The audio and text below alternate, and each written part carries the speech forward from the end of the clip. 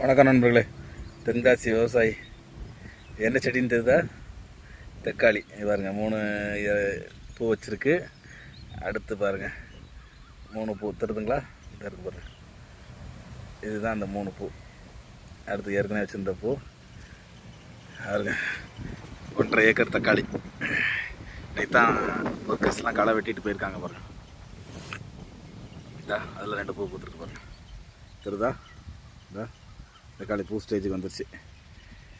உண்மையாக விவசாயத்தில் பெரிய லாபம்லாம் இல்லைங்க, ஆனால் ஒரு ஆத்ம திருப்திங்க. இங்கே 2 பூ வச்சுருக்கு பாருங்கள். என்னன்னு தெரில, விவசாயத்தில் அப்படி ஒரு ஆனந்த மகிழ்ச்சி. இது ஃபுல்லாக தக்காளி.